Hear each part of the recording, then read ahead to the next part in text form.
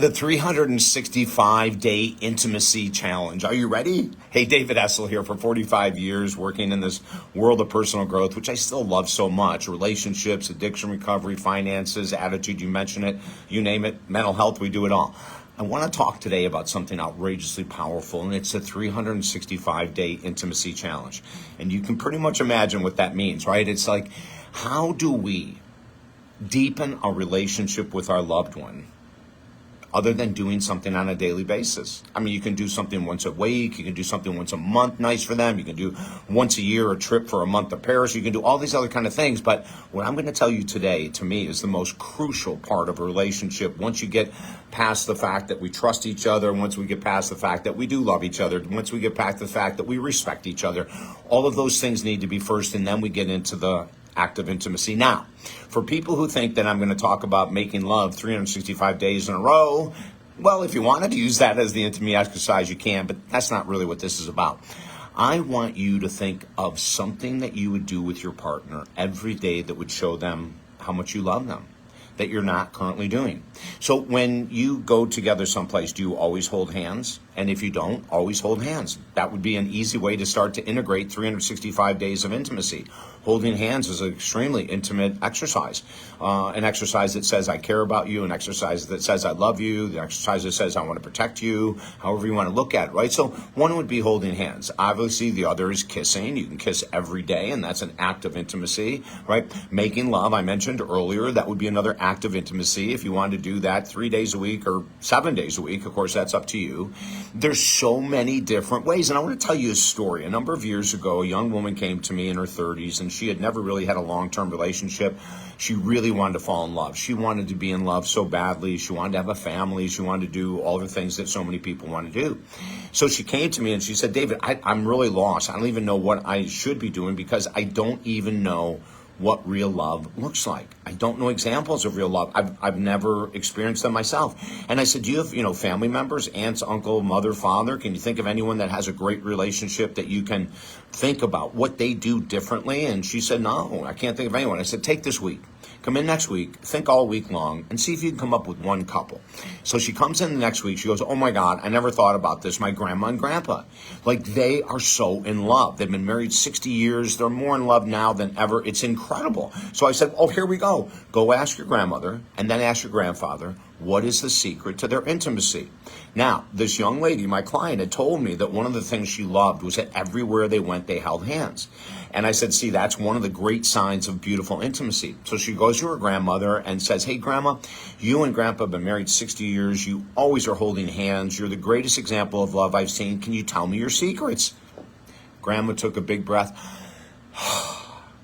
It's all your grandfather. Go ask him. I don't have anything to do with this, which I thought was an adorable response, right? She goes to her grandfather, and her grandfather says, oh, honey, sit down. Let me tell you a story. The night we got married was one of the happiest nights of my life, but it was not anything near to what happened the next day. The next day, I get out of bed before your grandma was up. I put my feet on the floor, and I put my hands together in a prayer position, and I said this, Dear God, please allow me to do one thing every day, unique and special, to surprise my wife and let her know how much I love her. Amen. Then he went to the coffee, got coffee for him, for her, and everything else.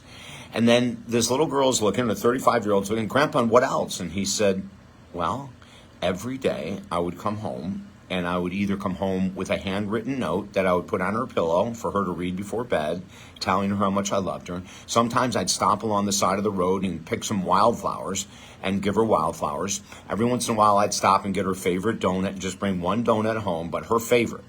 He said, every day of the year for 60 years, I've done some little thing, leaving a note in the morning or the evening, taking her to her favorite movie, even if I didn't want to see it. He said, honey, love is an action word. You have to act. You can't just tell someone you love them. You have to act that way. So this is what I want to integrate in our world today. Couples getting together and thinking, sitting down, thinking, maybe asking each other to write, what would be a nice way that we would be intimate every day? How is it that we could increase our intimacy? Not just sex, but intimacy. How can we care for each other more? It might even be that during the day you send a text just saying out of the blue, I love you very much. That's an act of intimacy. Maybe during the day you find a little emoji, that has like a Snoopy dog with a big heart saying, I miss you today, or something like that, right? That's intimacy. Sending an email, telling her or him what they really mean to you. That's an act of intimacy. So, I don't want to confuse people, intimacy being only about sexuality. And I'm going to tell you the last exercise I'm going to give you for intimacy. And I really want you to take this seriously. I hope people will take this challenge on, because when we become more intimate with our partner, we become more loving, more patient, more compassionate. It's an incredible combination, right? So I'll tell you the final story. A number of years ago, I was working with a couple and they were struggling a little bit and they hadn't made love in a long time. And so I asked the gentleman what his level of intimacy with his wife was, and he said probably about a 3. And she said probably about a 2. So I worked with them separately, and one day I said to the gentleman, I have an eye intimacy exercise that we've been using for years for couples, and it works out powerfully well. And he said, well, what is it? I'll try anything. And so I explained it to him. I'm going to tell you it really quickly. You lie down on your side facing your partner, fully clothed, and you hold their hands. And you simply stare into their eyes, maybe for 30 seconds. Now, a lot of people will start giggling and laughing. We had one woman that the husband said she got up and was so uncomfortable being that intimate, she ran out of the room and then came back like 10 minutes later, apologizing, laughing, giggling. That's all natural because we don't normally do this. Eyes are the connection to the soul. When you can hold eye contact with your partner for 30 seconds, it's a beautiful, beautiful connection. When you're making love, most people don't look into their partner's eyes. Try it. Even just for a small period of time, 10 seconds of the act of making love, ask your partner to connect with your eyes. It's outrageously intimate. In this eye intimacy exercise, we ask people to do it for 3 to 4 minutes, not overkill by any means. But after they hold each other's hands and they look into their eyes and they get past the giggling or the embarrassment or the what are we going to do now, I ask them each to take turns telling each other one thing that they really appreciate. It might be, that you make my breakfast every morning, or maybe you make my lunch, or maybe you make us dinner every night. And I'm not talking sexist here. A lot of men love to make dinner. But these are the ways that we start to increase intimacy 365 days a year. And why is this so important? The American Psychological Association last year came out with a study and survey saying that about 79% of couples in the United States say they're in their worst place ever in their relationship. We have been doing everything possible. I wrote a book, Love and Relationship Secrets.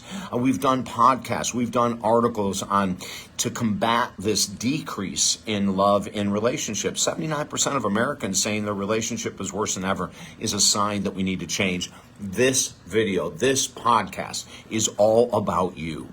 Write it down, listen to it again, talk to your partner, get them to write down things that they would love, they would consider intimate. You do the same thing. Compare the lists and then start the action.